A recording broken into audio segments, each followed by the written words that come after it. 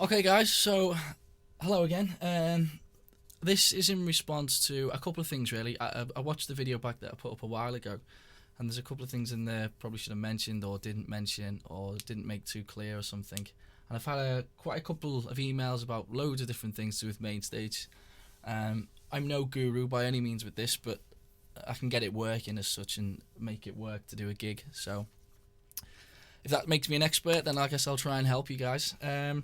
So this is mainly in response to an email off Danish Heathen who sent me something, and Rama Official UK, who were asking, how do you set Mainstage up so that this keyboard here, in the verse it's playing the piano, and then suddenly in the chorus, boom, it's doing something else.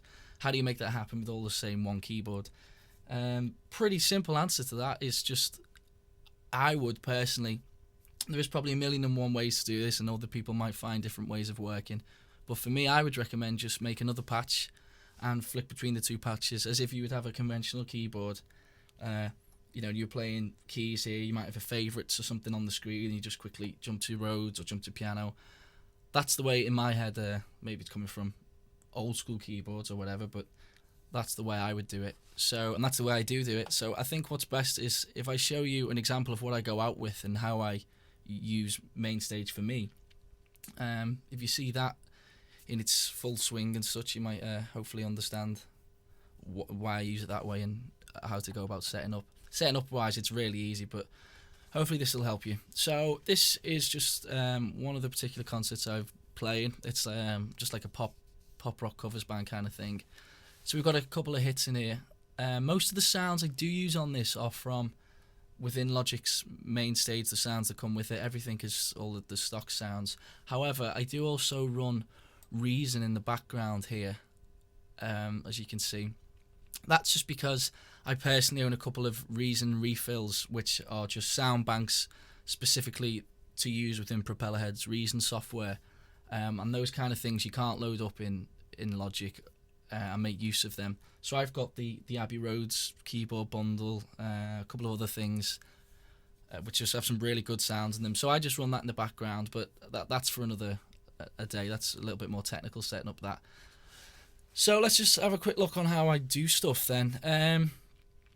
What I would say is if you're starting from scratch and you're a bit of a newbie to Mainstage, the first thing you want to do before you even start looking at sounds and that is just set up the very fundamental, the basics of keyboard, computer, keyboard, and get the two talking to the level that you want to sort out as such. Now I'm using the older Axiom 61 here. I know there's an Axiom Pro out now, but this doesn't really matter what it is. This could be, I know one of the guys had a Triton, or it could be, a Nord. It could be an old Casio from the 90s or whatever. It doesn't really matter. All it's effectively doing is you hit a button or move something, move a fader, a pad, it'll be sending out MIDI messages to your computer, and likewise it'll be receiving it back for things, and that's all that this is doing. So it doesn't really matter on the make.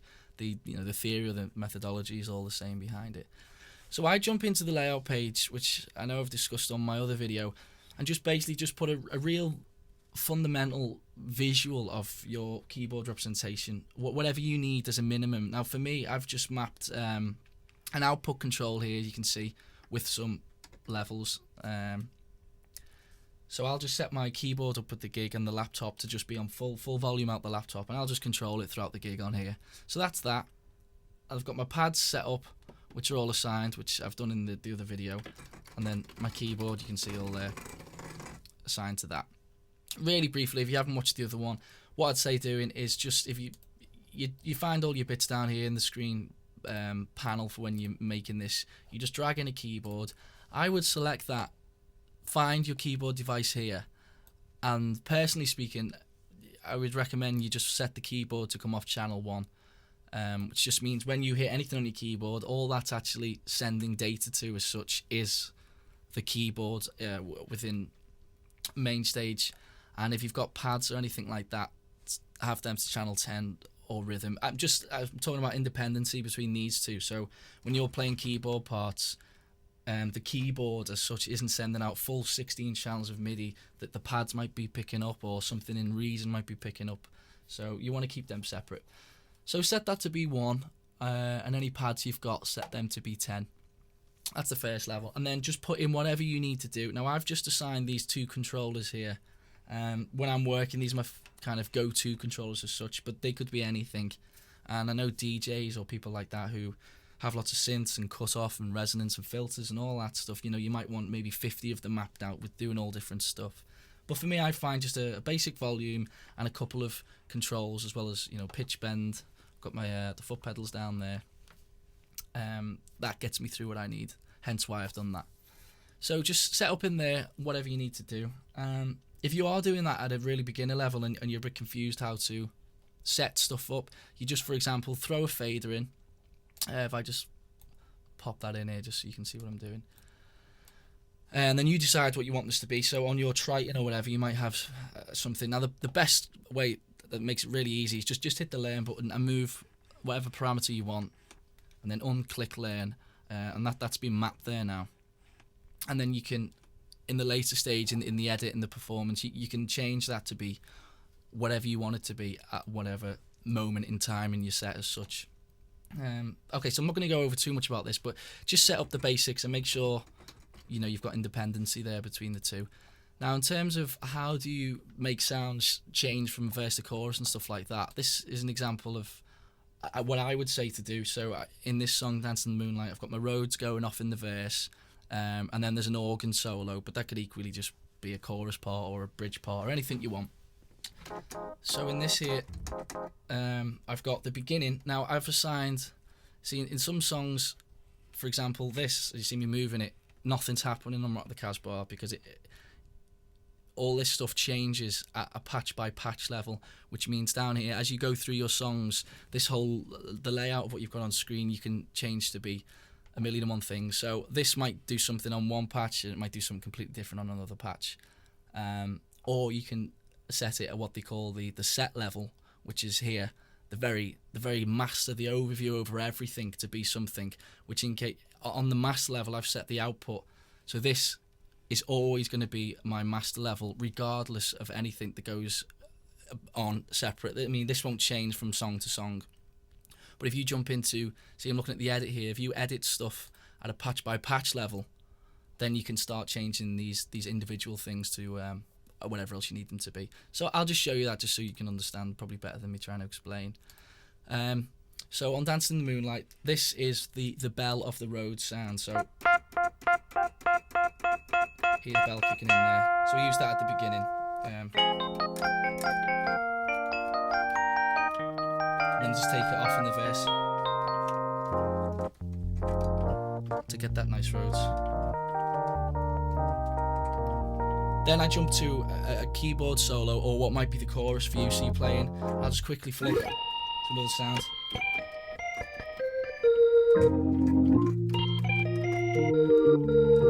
Then back to the verse. And that's, I mean, as you can hear, that's quite a seamless change that I'm doing there. So I think that's what the guy was asking, how do you go about doing that? So I would just make three different parts, if you want, 3 completely separate little bits, and just flick between them. Now, what I've seen some people do it, and quite a lot of people don't do it, and haven't you know, they will be going over to the laptop and flicking on the mouse pad to change sets and think that they've got to get everything within one set because they'll have to fiddle around with the laptop changing stuff. But what you can do is, which I guess is probably the really only other thing to explain here, is in this patch list editor. Now I'm looking at this from a master level here, so I'm going to the Broadway set, which is the overall view over everything, the master control over everything I've got. These, now I've assigned them to be on my transport bar here. Rewind and fast forward are me jumping through the set, back a song or forward a song, or back a sound, forward a sound, if you want to look at it that way. Now you can do that easily. That's just, it's on this patch mode here. So you hit that, which is going up one or back one, and you just say learn that control, learn that one, learn next song or next patch, boom, and that's learned that. And then you see when you're in full mode, rather than people going over trying to fiddle with the laptop, you're flicking this and it's quickly just jumping through your songs for you, or equally your sound. So Rhodes, quick organ, back to Rhodes, trumpets, it's coming through Reason, that's why that's off. So you get the idea there. So I think that's hopefully answering your question. I would just set up different patches, select something on your controller that enables you to, via MIDI control, jump between them really fast, and then you should be hopefully good to go. That's how I work mine anyways. Something that's worth just a really quick look at is the alternative of that, which is sometimes if you don't need, if you know for one song you're just playing maybe within 2 octaves of a piano or something, then rather than have to make another patch and do it all again, you can just start layering this up. Now I'm only using a 61 key keyboard, and I can do a full set on this thing within swapping and changing everything. I don't need anything more than this. An example of this is that we play Down Under from Men at Work here. So I've got the flute. Ooh. Then I'll just jump to some steel drums there. Now that's rather than me flicking and have to set up another patch. You can just split it up, which visually, as you can see. So I've got all that stuff happening, and then up here I've signed a thunder control for the chorus.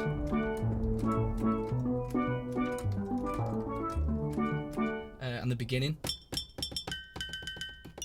that kind of intro. Now I've just sampled that into the EXS24 sampler, and equally the thunder is, but like I say, that could be anything. Or if I jump to Rock the Casbah, got my piano there,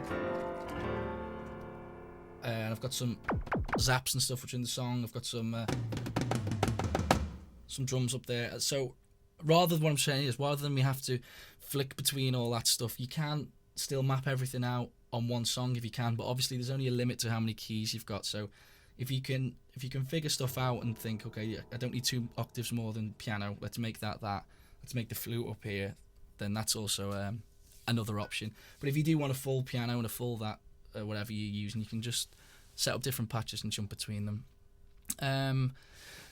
So that's it really. In terms of how you go about doing that, really, really simple. So if I was making a new song here, I'd just say, there we go. Just call that test verse or something. So that's, for argument's sake, that's a piano. I'm making another one here. Testy, that's not right.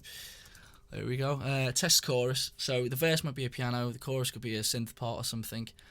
And then in here, what I find makes it a little bit easier for your eyes to look at least, is, sorry, I didn't want to do that, is if you can put them in folders, which they don't call it a folder, they call it a set within here, but it's essentially just that.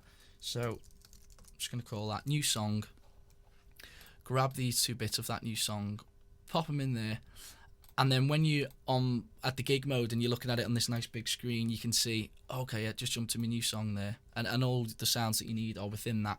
And again, as you can see, you just swap and change in between there, whatever you want. Now, if you really are on a basic level and you're thinking, okay, well, I'll do the piano or whatever, you just jump into, make sure you're on the one that you want. So test verse, let's look at a piano. So I'm just going to throw in a studio piano. There we go. So there's that. Your chorus patch. It's just whatever we want to add in here. A software instrument. That'll do. Okay, this is Rhodes now. So there we go. So you got your verse to the Rhodes. So hopefully that's the answer solved.